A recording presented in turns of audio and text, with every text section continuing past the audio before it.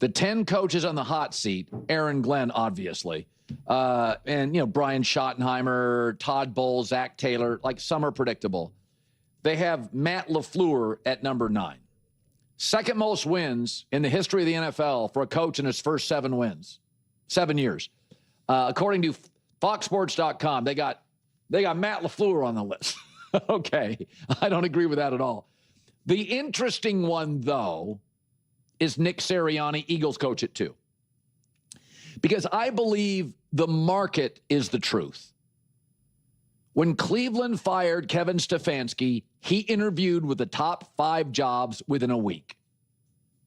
I said when they fired him, he's going to land the first or second best job on the market. Now, Buffalo didn't look like it had any intention of hiring anybody but Joe Brady, so that one was kind of out. And Baltimore really leaning heavily into Jesse Minter. But I don't, the market is the truth.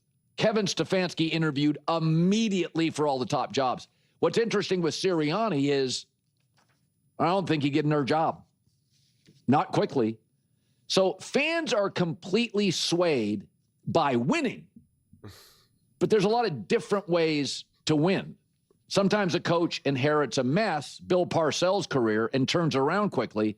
And sometimes a coach inherits a really good roster, Nick Sirianni. He inherited a great O-line and a great owner and a great GM and great team momentum. I mean, they got rid of a coach who won a Super Bowl. So you got to be careful. Results-based analysis, where you base everything on the results, is flawed. That's what Miami did. And they paid $54 million a year for Tua. Well, he made a Pro Bowl.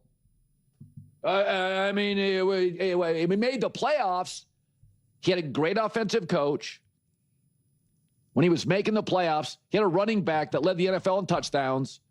He had a track team on the sidelines at wide receiver. And the Jets and the Patriots were a mess in rebuilding. Okay? You can't just be swayed by results. That's like judging a real estate broker only when the interest rates are 3 to 3.5%. Anybody can sell a home with that. If you have a real estate broker and the interest rates are 7.5%, I have a friend who's a real estate broker down in Florida. Everybody tells me, man, Florida, that is a buyer's market, man. The sellers, they can't sell anything. You know what strikes me as absolutely hilarious about something like this? First and foremost, these types of lists are fundamentally meaningless to me because some of the names included are just kind of ridiculous when you actually think about it. I mean, let's start with the obvious. Shane Steichen is on there. Are you kidding me? Shane Steichen has been doing magic with that team under impossible circumstances.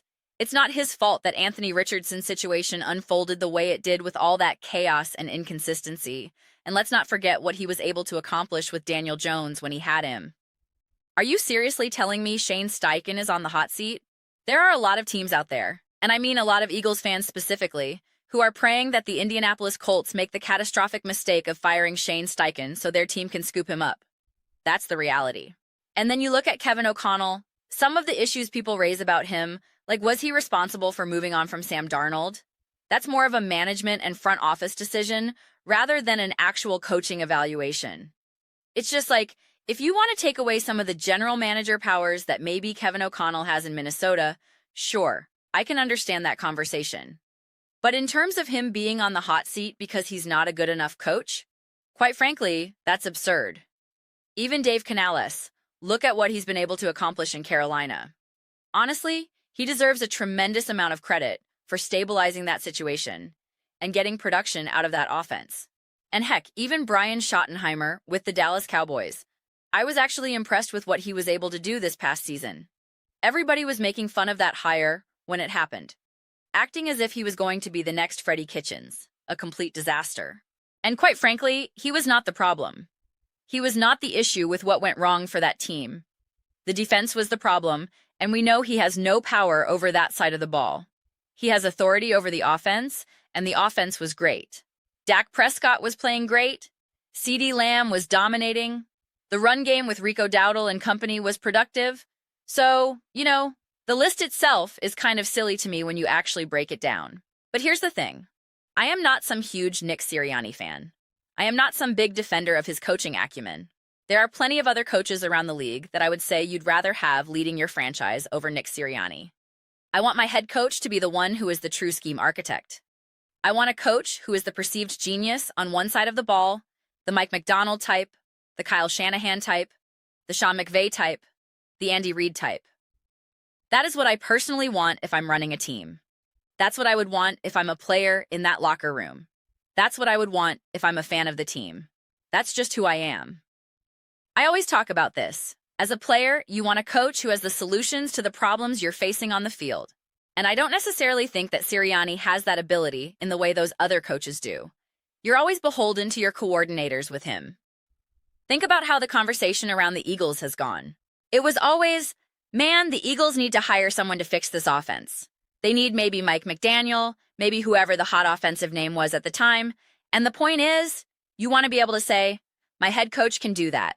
My head coach can solve that problem himself. That's what you want, obviously. And so that has always been my issue with Nick Sirianni. But here's the thing. This is where I draw the line, because what's happening now is genuinely absurd and downright ridiculous. First off, let's get the facts straight. Nick Sirianni took over a team that was 4-11-1 the previous season. He did not inherit some great loaded roster. And if you're someone who thinks Jalen Hurts isn't that great of a quarterback, then by your own logic, Sirianni inherited essentially a second-round pick who wasn't a proven commodity and turned him into a Super Bowl quarterback. That alone disrupts the entire argument. He did have to rebuild that culture. And yes, they built an awesome team and all of that, but just like how a quarterback can't accidentally become great, a team as a whole can't accidentally get to a Super Bowl. That's what everyone kept saying about the Patriots over the years. They'd say, oh, the Patriots, listen, you might not think they're as good this year, but you can't accidentally get to a Super Bowl. And it's true. The Eagles got to 2 Super Bowls under Sirianni. They had 2 unbelievable performances in those games, and they beat the Kansas City Chiefs in one of them. Okay, that's not accidental. That's not something that just happens by luck. Nick Sirianni is a part of that success, whether you like it or not. And we can talk about these other brilliant coaches, the Sean McVays, that Colin always elevates to the highest level. The narrative is always, sometimes you win because of team, sometimes because of coaching. And it's like, let's apply that same logic consistently. Sean McVay needed a stacked roster to win his Super Bowl. He needed an all-time great quarterback in Matthew Stafford.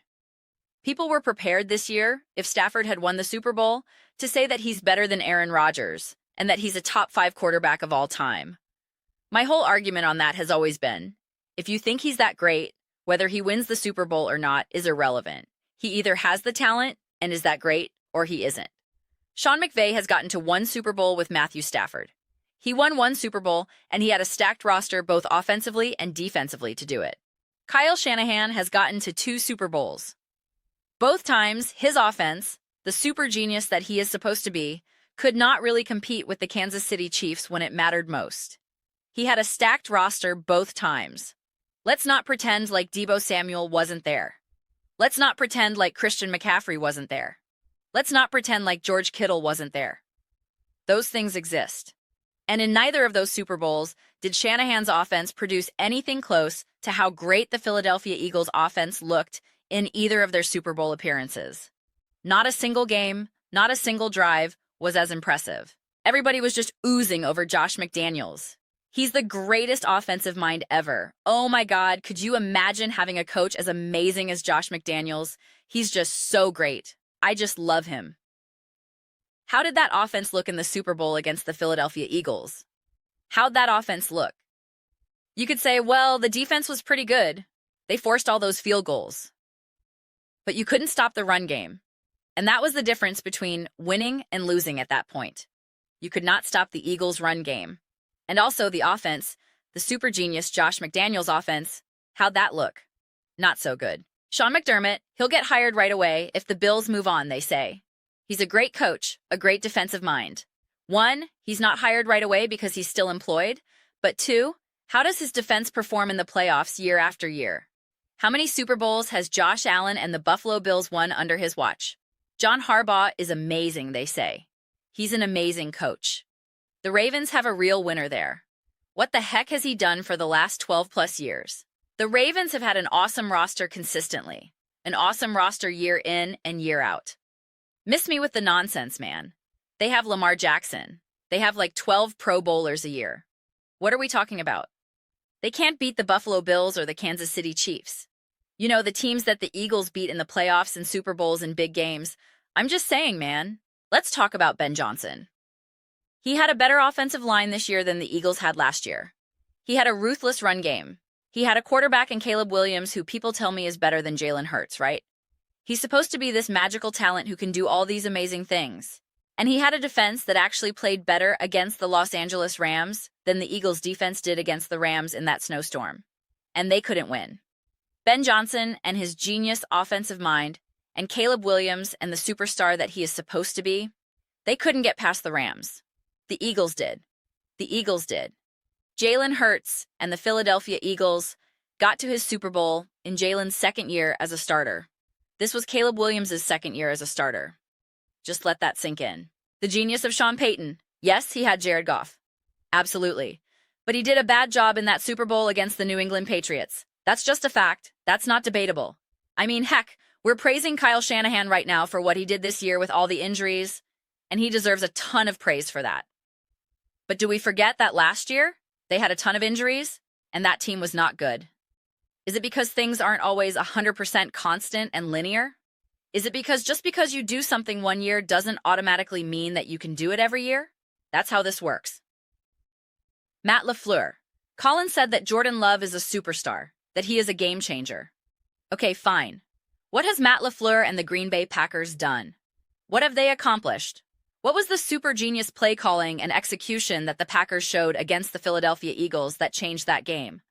I don't recall any of it. So in a lot of ways, Nick Sirianni wins how all of these teams win, by having an awesome roster and quarterbacks that can get the job done when you need them to get the job done. Now, do some coaches elevate the roster more than others? Sure. I think Andy Reid elevates his roster more. I think a Mike McDonald with the defense elevates it more. But let's not pretend like we have all these other coaches out here just building something out of nothing, fighting their way through adversity and winning year after year after year with inferior talent. I think Shane Steichen's great. What does he need? A better team, a better quarterback, a better offensive line, better receivers, a better defense. And I think he can win a Super Bowl with that. Okay? So good. Todd Bowles is out there cooking. Yeah, when he's got Tom Brady and that defense, it's like, okay, cool. Zach Taylor's out there cooking.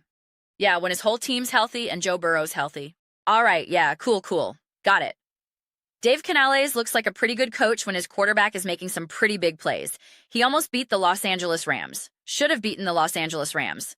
Puka Nacua saved them with that forced fumble. But I guess that was Sean McVay's coaching. Maybe he coaches Puka to say, hey, I want you to always punch that ball out on an interception. If you don't, I'm benching you. Maybe he has that conversation with him.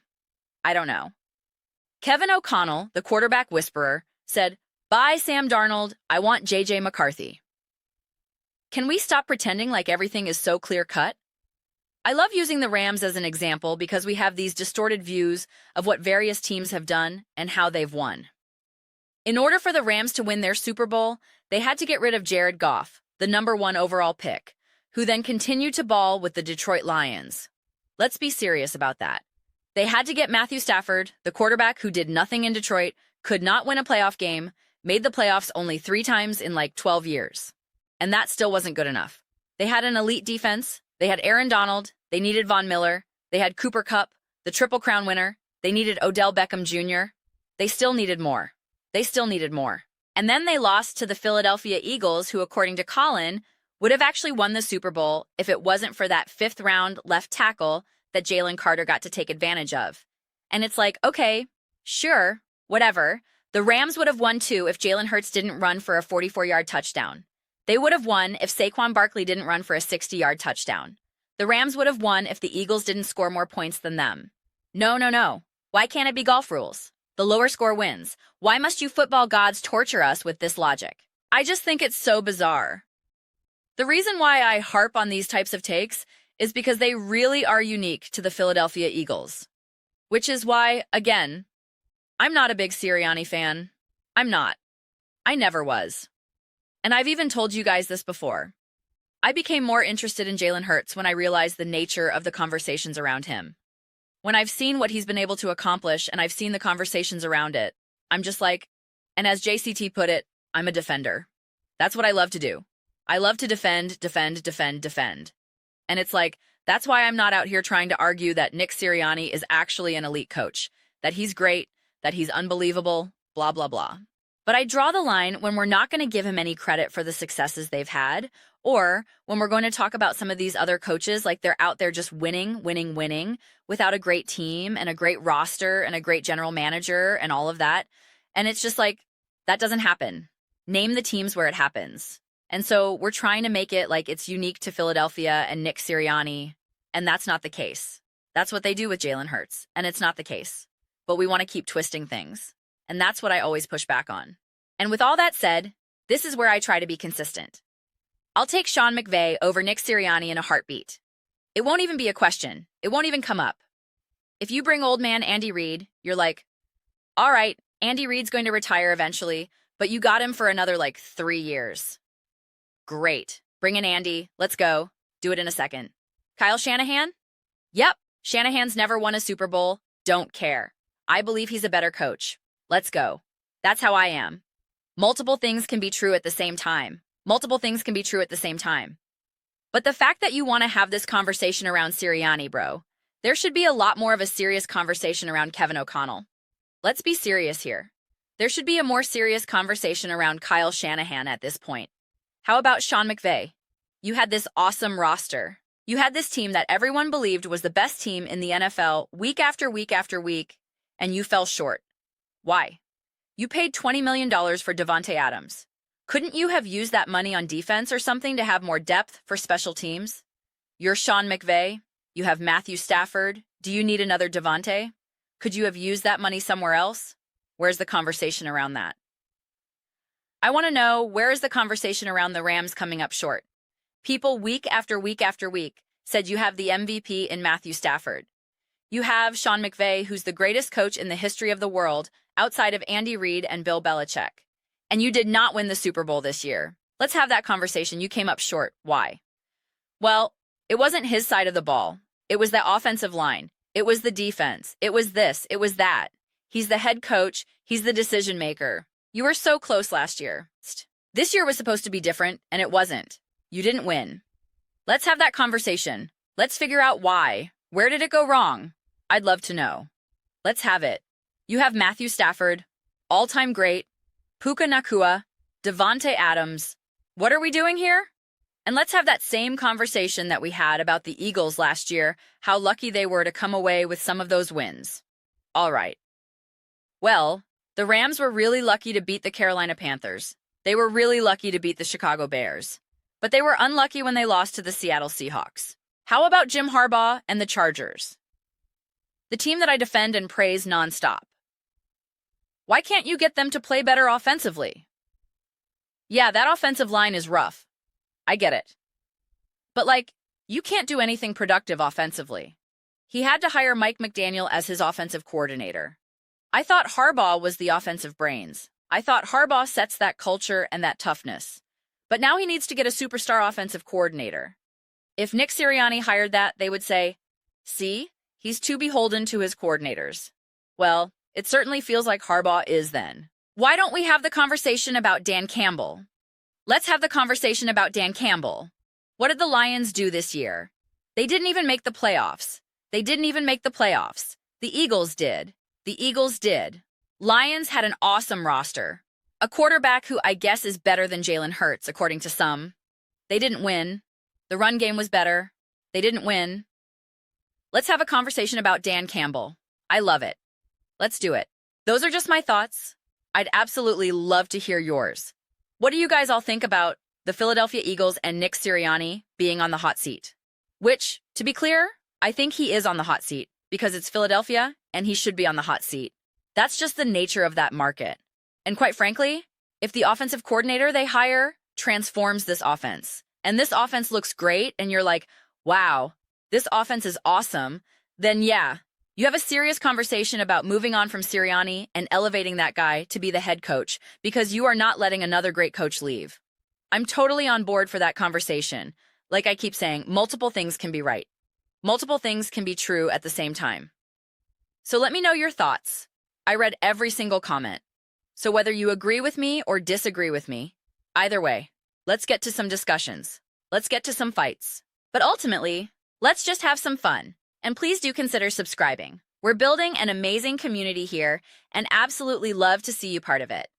I want to build something that we all generally feel connected to, something that we're really excited to be part of. I think we're well on our way to doing it. Please don't forget to give this video a thumbs up. It really does help visibility and the algorithm. Thank you so much. See you next time.